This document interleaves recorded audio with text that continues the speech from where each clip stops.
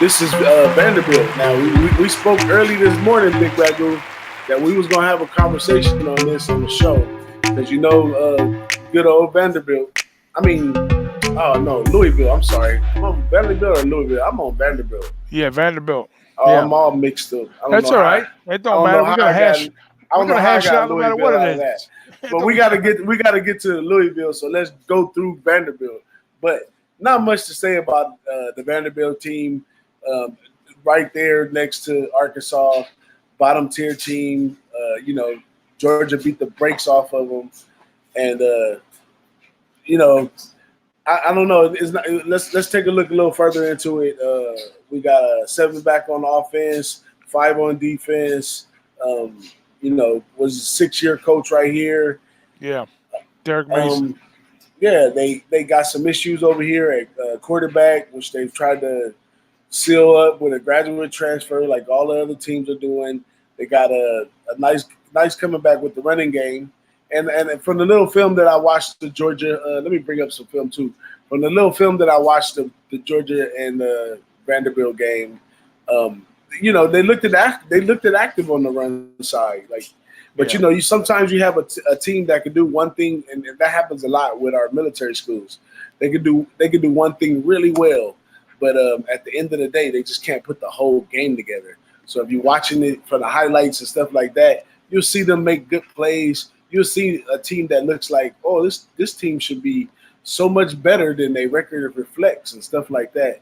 And I think Vanderbilt just falls right in that category on this bottom tier of this Yeah, SEC over here. you know why they do, because the coaching staff is a very disciplinarian type of uh, team that they put together every year. It's a respectful team. It's a bunch of kids that are very athletically possessive, but they're academically smart too. So Vanderbilt is kind of like Duke and Stanford. They fall in that category school wise. So when you get those type of players, they're going to buy into the coach's system. So they might not be the most overall talented players, but they're going to do it by the book, and they're going to go out and put their heart and soul into the program, and they're going to go out and leave it on the field. So that I respect a whole lot. I mean, they did lose Kyle Shermer, who's his dad is the coach of the Giants. He's a former Minnesota offensive coordinator, so he was a disciplinarian. But and it's going to be hard to replace him because he's the all-time leader quarterback in Vanderbilt history. So now saying that now that he's gone, they ranked 10th last year, 68th overall. Averaging 28 points a game, 411 yards a game. Total offense, that puts them like 8th in conference, 59th overall. Not that great, but not terribly bad, And they bring, like you said, they bring in graduate transfer Riley Neal from Ball State. So not a bad passing offense. They're going to have a lot of returners here. The skill positions, they bring back a guy named Jarrett Pinkney Sr. He's most in the SEC, averaging 15 and a half yards a catch. So they're going to have some weapons to use. So this might be one of those teams, like you say, even though it's a bottom-rung team, they're going to get some good looks and get some opportunities to put points on the board. And, you probably get some good betting opportunities with this team too, because they might be undervalued, like you like to say. So that being said, I'm not going to shy away from a team like Vanderbilt because they're well coached. They're going to be undervalued, and at the same time, you probably get some opportunities to take some plus money with this team. Absolutely, and we can't really judge them too bad off of the Georgia game. We already spoke. Georgia is a well-oiled machine, so I can't hold that one against them. But and the line setters look like they didn't hold it against them either, because this week they're going into Purdue at +8, which might be one of those value spots that you talk about. Purdue's coming off a loss. Purdue did some things good. They did some things bad. Vanderbilt, like you said, they play smart. They play disciplined. They might be able to cover that 8. But we'll talk about that on the Boss and the Saw show this week. Make sure y'all tune in. That comes on Thursdays, 6 p.m. Pacific Standard, 9 p.m. Eastern. But not much more for me to say on the Vanderbilt team right here.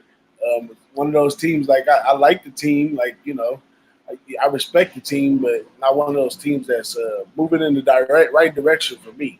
Yeah, 10-4. That's the truth too. Like you're probably gonna get better looks on offense than you will on defense.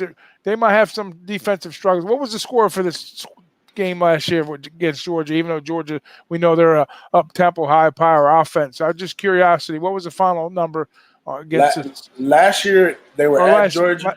The first week. What was the final score of that Georgia game? I believe it was 55-6. Oh shit. Okay, well, you know what? They stomped a mud hole in their ass too, but that's Georgia though. We'll see what Purdue does. Oh no, I'm sorry. I'm sorry. It was 30-6. 30. Well, you know what? Yeah, I respect that. Yeah. Oh yeah, that's a big time difference. That's a big difference. You're only putting like what? Like 7, a little better than a touchdown in a quarter. So that's respectable there. Offensively, Georgia's defense is pretty good. So, and that game, where was that game? That game was played at home for Vandy too, right? They played that game at home. Yeah, they played it at home. Okay, that's the first game. So I'm not going to hold that against them. We'll see what they do on the road against Purdue this week. And then they got to take on LSU the week after that. So they got 2 real tough looks at home. Start out with Georgia, and then they got to take on LSU. So that's going to make this team, you know what, when you look at a team like this that takes those tough losses at home and then they go on the road and they play tough games, you look for a team like this later in the season. And this is coming from a seasoned, vet that put some action down in his lifetime. You look for a team like this later in the season to bet on, okay?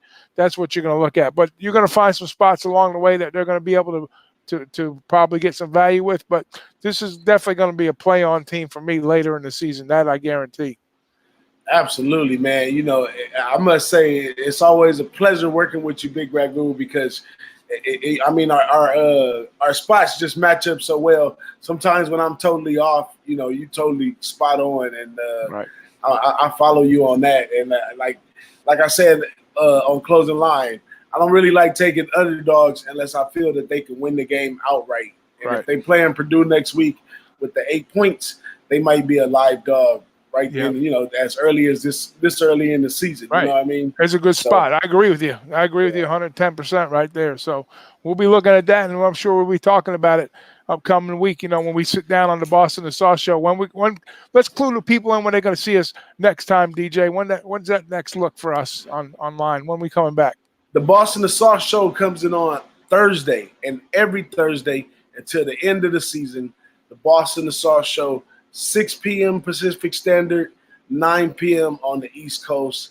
Tune in. Make sure you have some comments, some questions. And look here, if there's a game you want us to cover or something you want us to mention, just let us know in the comments on this video or any video, and we'll try to see if we can put that in the works for you.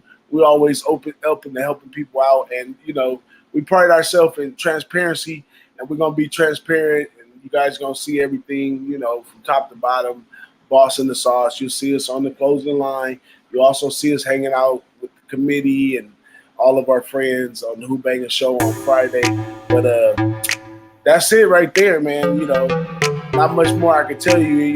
At this point, the season is moving forward. Gotta hop on board and hang with us. This is what we do. We just getting started. We're not even breaking our first win yet. Oh, we're breaking some wins. Maybe not the win, but we definitely gonna be breaking some W's and wins. So, with that being said, you know what, DJ? Where are we gonna meet up next? I'm gonna see you where? Oh, I'm gonna see you at the window. I'm gonna see you at the window, and we're gonna be cashing those tickets. So, everybody, thanks for watching, and we'll see you Thursday night. Absolutely. Tune in. We out. Peace out.